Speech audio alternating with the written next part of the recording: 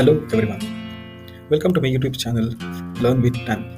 Today we are going to discuss in our Module 1 history of automobile technology, and we are going to cover some of the historical portions and also about the type of vehicles and briefly on the regulation types.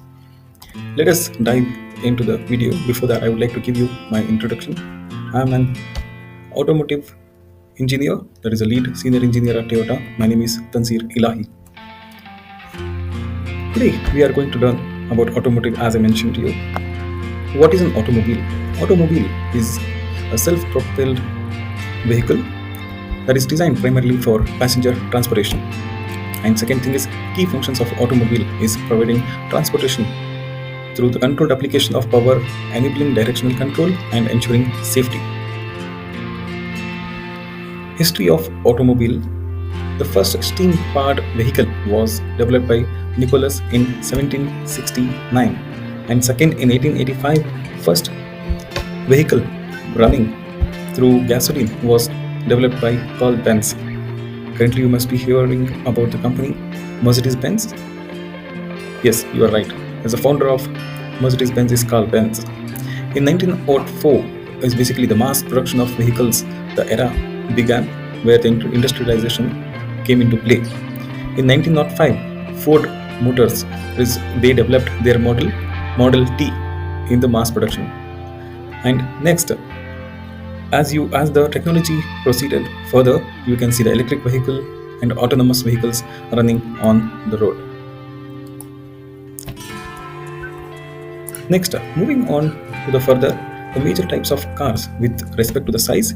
You find the cars available in all variety of sizes, that is 3.4 meter or even less to 4.7 meter. And with regards to the width, you get the vehicle from the size 1.4 to 1.7, and height, of course, you get the vehicles from 2 meter to even lesser than that. And the type of vehicles or cars depends on the shape. As we can see, the vehicles from sedan to hatchback or to the Jeep type or even pickup cars. Nowadays, the famous cars which you see is crossovers, because it will give you the comfort of multi-utility vehicle and also the drive enjoyability of SUV vehicle. Major type of cars with regards to the energy consumption we find is the internal combustion engine, wherein you have an engine separately to generate the power.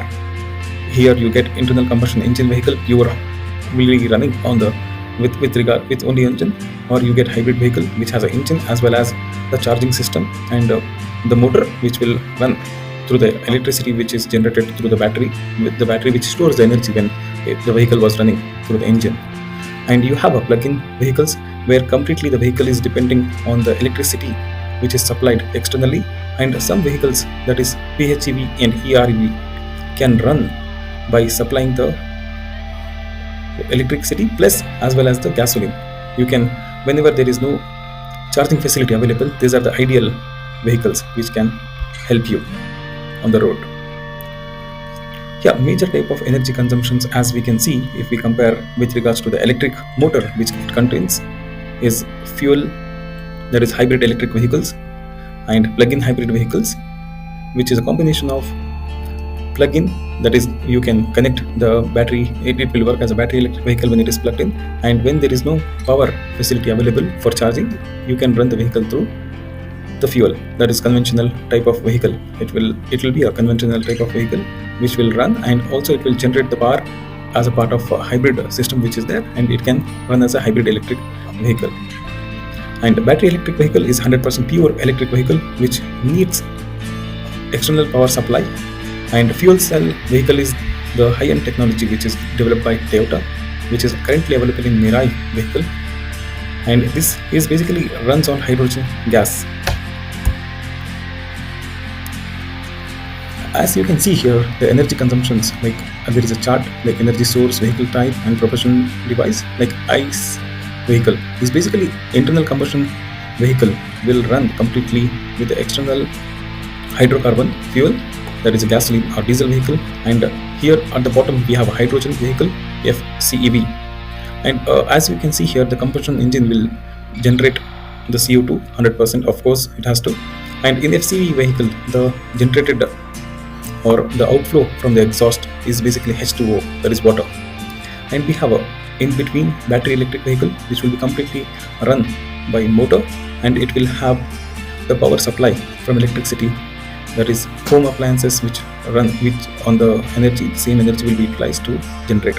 And this is like you have a solution here, like basically HEV vehicle, PHEV vehicle. PHEV vehicle is, I feel, the most ideal vehicle which we can have, which runs both on the fuel as well as the charging station through which you can recharge your vehicle and you can run.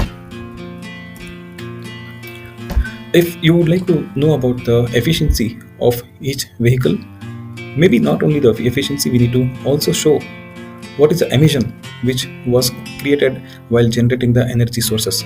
If we see almost all the vehicles, like basically FCEV vehicle looks little better, but however it lags in terms of efficiency, and PHEV vehicle has the efficiency of 60%, but however CO2 consumption is 58%, and HEV vehicle is 57%, however it will give the efficiency of 54. Basically here if we see, mostly like battery electric vehicle has the both world's favorite, that's emission is 66% and 73% is the energy efficiency.